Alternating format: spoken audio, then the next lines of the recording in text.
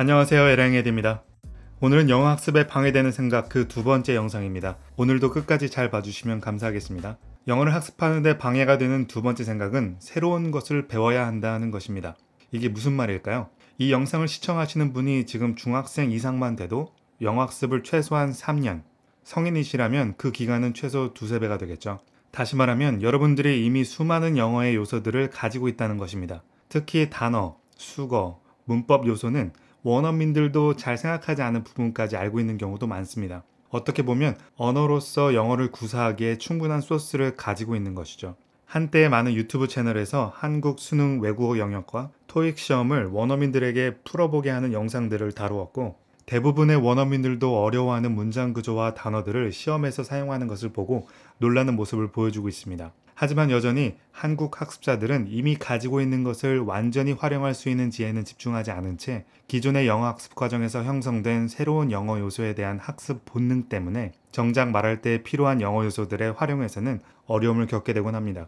학창시절 교과목으로서의 영어 시험을, 또 취업을 위해 공부한 토익을 비롯한 영어 관련 시험들로 인해 이렇게 어려운 단어들과 복잡한 구조들을 반강제적으로 학습해야 했기에 형성된 특징일 것입니다. 영어 시험을 봐야 하는 입장에서는 어쩔 수 없겠지만 영어를 언어로서 구사하려는 목표를 가지고 계시다면 더 이상 새로운 또는 어려운 단어를 학습하시기보다는 이미 가지고 계신 익숙하고 쉬운 단어들을 제대로 그리고 완전히 활용하는 데 집중하는 게 필요합니다. 그럼 예를 들어보겠습니다. 달리다 라고 알고 있는 대표 동사 run의 뜻이 몇 개가 있을까요? 실제로 강의 시간에 여쭤보면 두세 개 정도, 많아야 10개라고 답하는 학습자분들이 대부분이었습니다. 실제 어떨까요? 사전에서 확인하게 되면 동사와 명사로서 활용하는 것을 대충 세도 50개에 가깝습니다.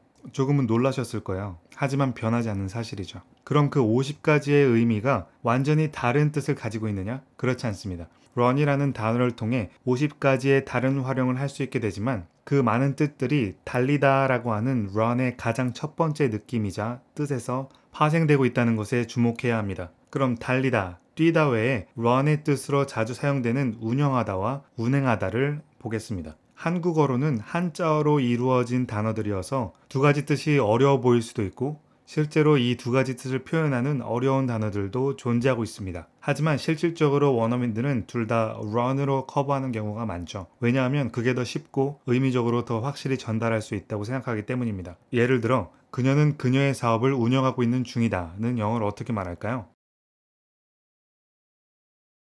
네, She's running her own business입니다. 사업체라는 것은 이윤의 창출을 위해 항상 움직이고 달려야 하기 때문에 run이 가진 첫 번째 뜻을 이용해 새로운 의미로 파생시킨 것입니다. 그럼 그 버스는 30분마다 운행한다는 영어를 어떻게 할까요?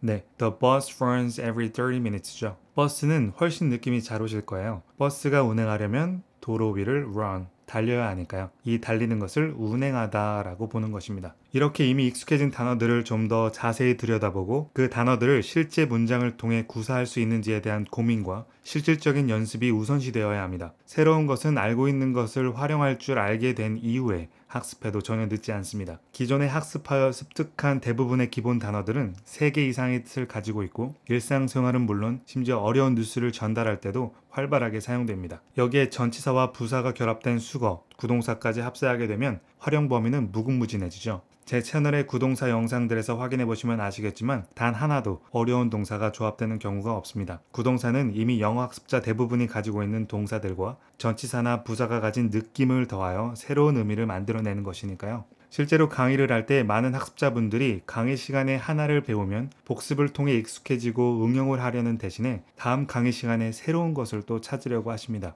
가끔 왜 그러시는 것 같은지를 물어보면 새로운 것을 가져가야 시간과 비용을 써서 강의에 참석한 보상이 되는 것 같다고 말씀하시고 그 마음은 충분히 이해할 수 있습니다. 하지만 이미 가지고 있는 것에 대한 활용이 얼마나 중요한지를 아는 강의자는 복습을 통해 배운 표현을 더 자유자재로 다양한 문장들에 쓰는 것을 연습시키고 싶지만 학습자들은 한 번 배웠다는 이유로 지루함을 느끼고 새로운 것을 갈망하게 됩니다. 자율적으로 이미 가지고 있는 것을 완전히 사용할 수 있도록 연습해 온다면 강의 시간에 복습 시간이 필요가 없겠지만 성인 학습자의 경우 그렇게 복습해 오시는 분들은 최소한 제 통계에는 10%도 되지 않습니다. 두 강의 사이에 메신저 등을 통해 복습을 독려하고 미션을 내드리지만 생업이 있으시고 다른 학업이 있으신 성인분들이 복습까지 신경 쓰는 건 어려운 일이었습니다. 그래서 좀 더 재미있는 방법으로 복습을 유도하려고 노력하지만 새로운 요소들이 나오지 않는 것에 대한 불안감이 강의 시간에 그대로 느껴질 때가 많습니다. 건물을 지을 때 기초공사를 제대로 하고 시공 단계에 맞춰서 자재들을 하나씩 쌓아가고 또 쌓은 것을 단단하게 해야 세기를 이어갈 수 있는 건물이 되지 않겠습니까? 기초공사 없이 아무리 좋은 자재들을 무분별하게 쌓아만 간다면 그 건물은 결코 완공될 수가 없을 것입니다. 설사 외형은 그럴듯한 건물처럼 보여도 누구도 사용할 수 없는 건물이 되는 거예요. 박세리 골퍼가 정상에 있을 때 하루라도 기본적인 스윙들을 연습하지 않은 날이 있을까요? 마이클 조던은 전성기 시절에조차 슛 연습을 게을리하지 않았습니다. 화려한 덩크슛을 먼저 연습하지는 않았을 겁니다. 저도 매일매일 제가 가지고 있는 영어 요소들이 좀 더 단단하고 명확히 전달될 수 있도록 연습하고 또 연습합니다.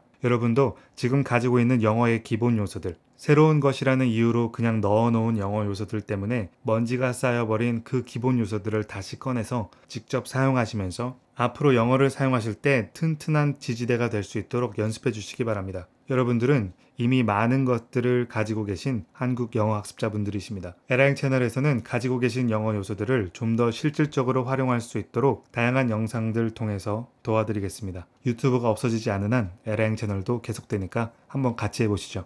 그럼 이것으로 영어 학습에 방해되는 생각 두 번째 영상을 마치겠습니다. 마지막 세 번째 영상도 기대해 주시고 앞으로의 학습 영상들을 위해 구독, 알람 설정 해두시면 감사하겠습니다. 오늘도 좋은 하루 되세요. 시청해 주셔서 감사합니다.